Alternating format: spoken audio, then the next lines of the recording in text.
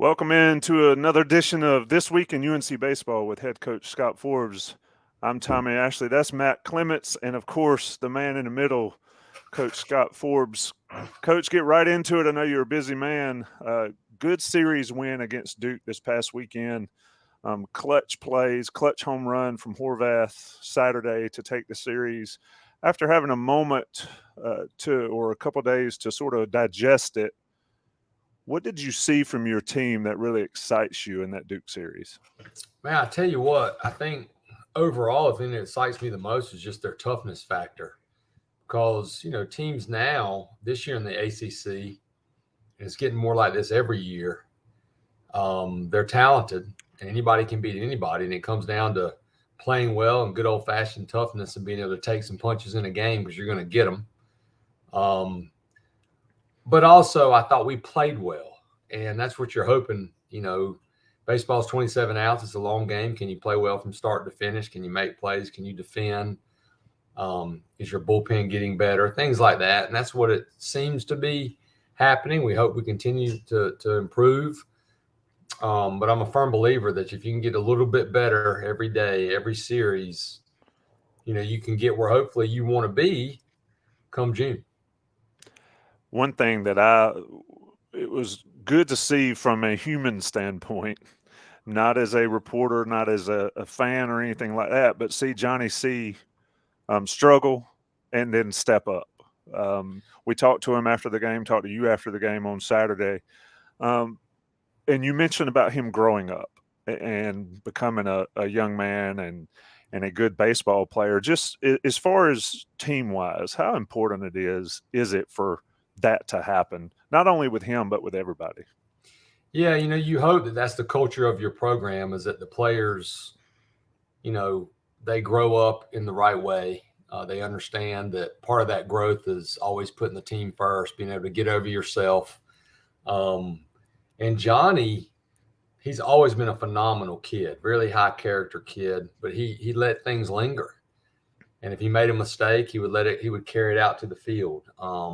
Especially offensively. If he was struggling offensively, it affected him defensively.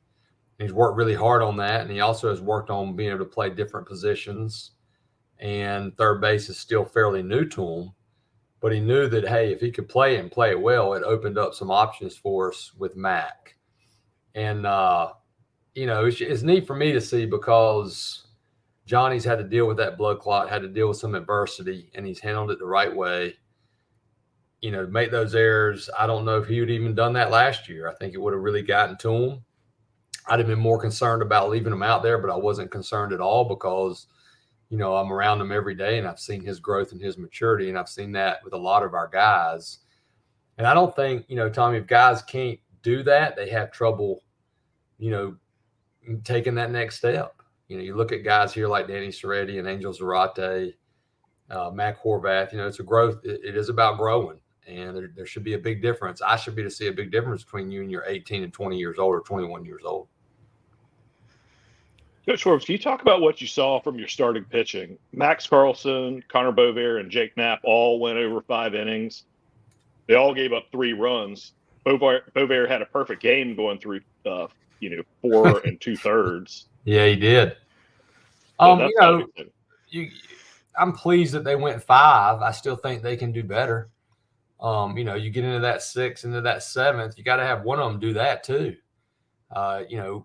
Yes, it's a plus that they all went 5, but I'd like for 2 of them to go 5 and one of them to go 8 because that does help your bullpen a little bit. You don't have to necessarily pitch a guy like AC 70 pitches in game 1. So they both pitched well. I thought Carlson did a really good job of staying with it. And that was important for us with the next 2 games. I think the next step for Connor is, I want him to take that next step and get into the 7th. If you're going to be that good through the first 4, you need to be as good those next 3. And some of the best starters we've had here, the Alex Whites, the Ken Emanuels, all those guys, if you don't get them early, they're going to be out there in that 7th inning. And that's the next step we want to make. And Knapp, he impressed me probably as much as all the other 2 because he had really been under the weather. I didn't know if he was going to pitch. He had a really bad virus, really high temperature. he was able to pitch and he battled through it, and he made some big pitches for us against a good lineup. And he pitched in effective as well.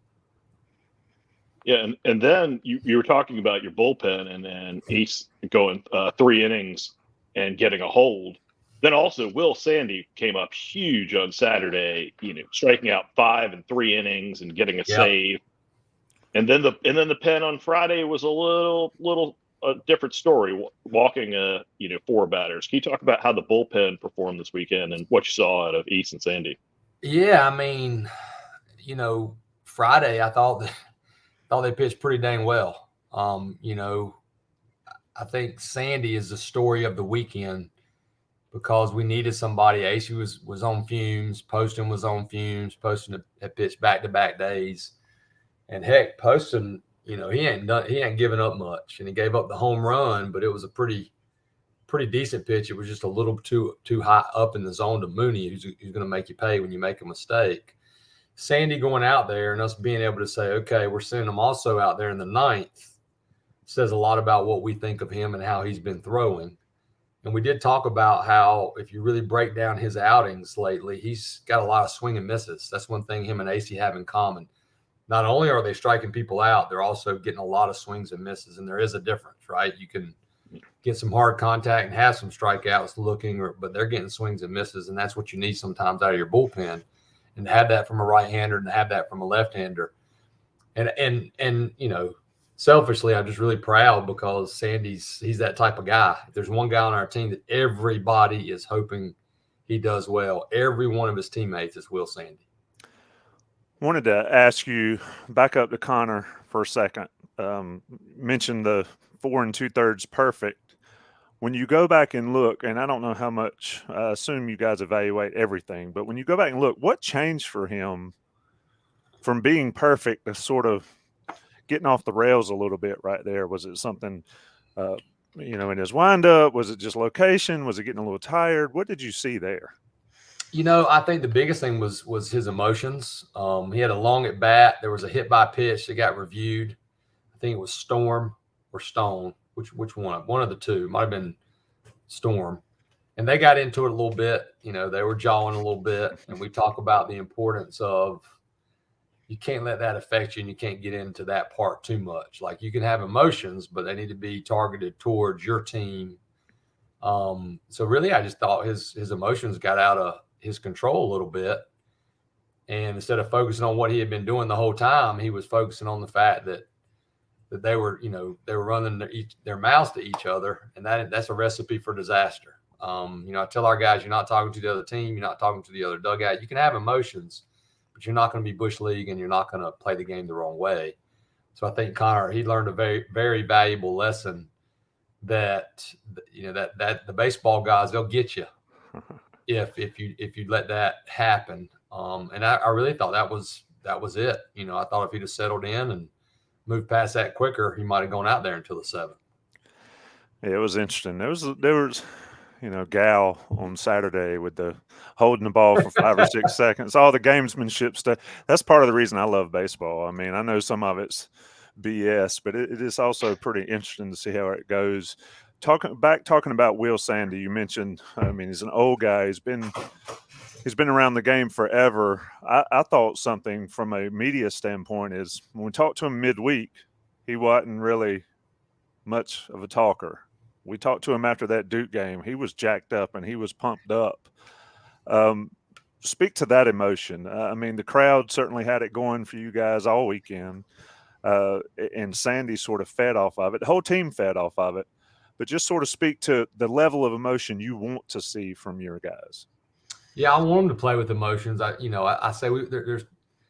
You watch Derek Jeter, you watch Mariano Rivera, but if you watch the best, the elite, they play with emotions. A Michael Jordan, a Tom Brady, but they don't play with what I call bush league emotions. They still respect the game and play it the right way. And I want them to have passion. I want them to get fired up. And you saw how fired up Will Sandy was. That's important, but you have to control your emotions as well. So you can't play angry. Basically, is how I talk to them. You can play emotional, but if you get on the anger side, you're in trouble. The game's going to get you at any level. And the team that can handle their emotions the best through the course of a season in my opinion, are the better teams. But the crowd, how about the crowd? I mean, that was awesome. And that's a big deal. And it helps us. And Carter Hicks was telling me this morning, like, that's probably the biggest back-to-back-to-back crowds we've had since maybe 2015 or against NC State or something. And if we can keep doing that, that helps our guys. Mac, mentioned something to it in a post-game interview. It felt like a regional. That matters. And it helps us create a home field advantage. And you guys watch these games, when you get into some of those SEC games, that helps them win games. But that's good to see from Sandy, see that fire. I liked it. And you just mentioned the SEC, and at this point in the season, the SEC is first in conference ELO according to WarrenNolan.com, with the ACC second. Can you talk about the competition in the ACC and how those two ESPN league products are competitive and sort of at the cream of the crop in NCAA baseball? I mean, I think the proof is in the pudding, right? I mean, I hadn't looked at the rankings, not that the rankings. There's a reason I hadn't looked at them today, but there are a lot of ACC and SEC teams in there. And there are a lot of ACC teams that aren't in there that could be in there. And the same thing probably with the SEC, both powerful conferences. I think, the best teams in the ACC could be the best teams in the SEC and vice versa. I mean, it just keeps getting better and it keeps getting harder because there aren't any doormats anymore. The teams that used to be at the bottom are getting better and better, and that's a credit to their administration making a commitment probably to the program, but also to the coaching. And Major League Baseball teams are getting ready to head out of spring training. How exciting is it for you to see Diamond Hills alumni gearing up for the regular season and seeing somebody like Michael Bush getting ready to make his Major League Baseball debut? That is the neatest thing ever because it's every kid's dream. And not many of them get to experience that, especially at the big league level. But we also have a lot of guys, that are playing in the minor leagues hoping to get that opportunity. So that's the one thing I do once it starts. I just check every morning. I have the MLB package so I can rewatch games, which is nice. If our guys, are playing or pitching, Gallen obviously is the opening day starter for the Diamondbacks. I usually watch every one of his outings, but I can go back the next day and watch it a lot quicker the way they cut it up on MLB. But I also get Carter to give me all the updates on how our guys did in the minors so I can stay in touch with them, shoot them texts and things like that. And because it's a grind, I remind myself that these guys, it's a long season. And how much they did for us. So I want to stay in touch and let them know we're supporting them. But it's exciting, obviously. Anytime you have a chance, to potentially go to someone's major league debut, which I've done a lot, especially with Coach Fox, has been a really special event. Yeah, it's fascinating to see those guys get to the next level. I mean, we see guys go pro all the time. You never hear from them again. But it's cool how the Carolina family stays in touch with them. Let me turn to Coastal a little bit. Obviously, a big time baseball program. You've got them a midweek game. What do you expect to see from your team, but not just your team, but from Coastal? And tell us a little bit about the pitching plan for Tuesday. That's a great question. Coach Gaines and I spent about 45 minutes talking about it this morning. First thing, we're actually trying to decide who to start. We may start AC, we may start Cam Pageant, who hasn't started a game. Both have pitched really well for us. We do feel like we need Kevin AC as we get going. We're going to need that kid. He can start, we know that, but we also know he's really good at the bullpen. And when you have a guy like that has that much swing and miss, you want your pitching staff to get better. So we're going to need him available Friday. But Coastal's a really good team. They always are. Coach Gilmore's been there forever. They're going to play hard. They're going to play with that edge. They're going to run the bases extremely aggressive. But I would, we're going to start Cam Pageant or Kevin Acey. I'll probably decide after lunch today. But we're going to try to throw a lot of guys because we also don't want to wear everybody out. Because we know it's going to be really tough at Notre Dame. You look at Notre Dame, they had a chance that they almost swept Louisville. And they're going to play well at home, but we got to focus on Coast. We got to focus on this game before we get to Notre Dame. we'll have a plan. They're tough. And in my opinion, they might be the best team we've played potentially midweek. Charlotte was good. There's some other teams that are good, but it'll be a great midweek game here. And hopefully we'll have a big crowd for it. Let me ask you, you mentioned you're constantly recruiting and all that stuff. One thing I've noticed, and I have noticed, Duke seemed to have a truck full of guys that could throw 95 and up. Yeah. When you're recruiting pitchers, obviously with your long history of that, what are you looking for in a pitcher on the recruiting trail specifically? Number one is command. It depends on the man. I mean, obviously now velocity is always going to play, but it doesn't play unless you throw the ball where you want to. So I don't like bringing guys in, even if they throw hard. If their command's a C, to me they're a 1 or 2 inning guy. And you better have a bunch of other really good guys if you're going to have too many of those guys, or you're going to be trying to piece the game together, and your starters are never going to go 5 innings. And I think you have to trust your development after the command that guys will throw harder. I went back and watched our game. It's interesting because our scoreboard velocity is not the same as some of the TrackMan velocity that have been recorded. And our history has been our guys, their velocity starts jumping into the late months of March and April. Bovair on TrackMan the other day, his average fastball was about 92.4. So that's a good fastball if that's your average. However, if you can get some guys that have that velocity and they can locate it, it's a huge advantage. I look at Duke, and I felt like our starters may not have had as much velocity even as their starters, but they went longer. And then they were able to go 1-1-1 most of the time, except for the lefty out of the bullpen. And those guys were blowing. They had that one guy was throwing cheese.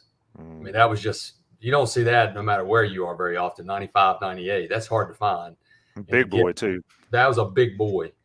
But, I think Nat might could do that if he was out of the bullpen. That kid's out of the bullpen. He's letting it rip. But you kind of get lucky with it sometimes, too, because you're going to have probably 4 or 5 guys in your recruiting class that might be right now in high school like 92, 95, but the question is, can you get them to campus? And if you do get them to campus, then you got something pretty special. You guys remember when Barb was here, before all that velocity was something, that dude was out there 95, 98. You just didn't see that, but that plays. But you're also going to have guys like Robert Woodard that win 34 games, that sit 84, 87, that just carve you up. And to me, still to this day, if a guy doesn't have command, we're going to get to him. If he's got one pitch, we're going to get to him. And I felt like what made some of Duke's velocity guys more effective than the others was they had an all-speed pitch. So to answer your question, the long answer is command's number 1 for me. Athleticism would be number 2, because I feel like those guys are going to keep getting better, like a Zach Gallen, like an Alex White, athletic guys that played multiple sports. And then you want to try to get some guys that can match up and get some velocity and just throw fastballs by guys 1 or 2 innings. On a sort of related note, what's your opinion on the difficulties of having legitimate two-way players in college baseball with the limits on practice time and development and everything? You mean two-way as in multiple sports? Or no, two-way as far as like position players and pitching. Yeah, I think it's more you have to be ultra talented. It's that hard. Because it takes a lot of time in those cages to be a great hitter. It takes a lot of time in that bullpen to be a great pitcher, to be complete. And what happens a lot of times is kids are getting here and you think they're going to be a two-way guy, but one is way better than the other. And then you're like, okay, well, if you keep spending time on pitching, for instance, you could be our Friday night guy, but you're still our 12th or 13th hitter. To bridge the gap, you're going to have to take away from your pitching, So if you have a rare guy that can do both and he's that gifted, you're going to let him do it, but there aren't many. They think they're all capable until they get here and they see it's a lot harder than they think to do. Most of the time, to me, the best ones are, a guy that's a pitcher, that's like a closer, that's a legitimate position player. Those usually have the most impact on your team. And Coach Forbes, what could Major League Baseball and the NCAA do together to help the development of baseball, in your opinion? Together? Yeah. Oh man. You know, I do think they're working better together, and I feel like you know, I feel like if they moved the draft, they kept it back to where it was a little bit earlier, I think that would help all of us. You know, just plan better and work more, even better together. I think it being so late pushed the colleges at a disadvantage, and that's why your numbers are high, because you're worried this guy is going to go here in the draft, and then he doesn't, then he comes back. But you know, they've eliminated some of the minor league teams, and more guys are going to college, and you're seeing a lot of the major league rosters with, you know, over 60% of college type players. So I think it's grown. I think they're looking at colleges more like, hey, you know, those kids are developing in college and they're a safer pick because they're more mature. They've had to play at a really high level, and I'm not afraid to move this guy up in the minor leagues quickly to AA to AAA. Where if you have a high school kid, you gotta be a little bit slower because he's not going to be as mature and he hadn't been out on his own as much. That is UNC baseball head coach Scott Forbes, Carolina Coastal. Time to be determined on Tuesday, I guess. Yeah, Ryan just called me and said we might have to move it up, but right now it's still at 6. The earliest would be 4. Sounds good. And then road trip to Notre Dame, then Charlotte, South Carolina, and then on the road again to Georgia Tech. Yeah, it's gonna be a tough 2 weeks, boys, but we'll get after it. Yeah, indeed, Coach. Always appreciate it. Thank y'all. Y'all have a great week. Thank you. Thank you so much.